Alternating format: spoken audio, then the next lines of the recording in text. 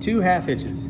2 half hitches, not as strong as the Welding, but again is used to tie off or anchor off to a point. We'll use this eye bolt here as the example. So 2 half hitches. I'm gonna start by going ahead and putting a loop in, and then this is pretty simple. I'm gonna take my right side, I'm gonna hold my left side solid. I'm gonna take my right and throw it over. I'm gonna reach through the hole, grab that, cinch it down, and then repeat.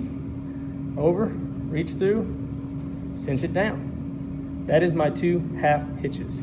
If I'll notice, really cool, I'll pull some slack, get this closer for you. That is nothing more than your clove hitch on a piece of rope. So you can see the way that we did that. If this was my PVC pipe, we'll take that PVC pipe out for you there. Earlier we did a clove hitch. We coiled over top that PVC. We came over and crossed back under and dressed up the clove hitch. And that's what that is. To check to make sure you had this right, you can open it up and you'll have a figure 8. A figure 8. Now, how do we know if it's wrong? Well, there is a wrong way. And if we tie this is more like a clove hitch, you'll make a pretzel.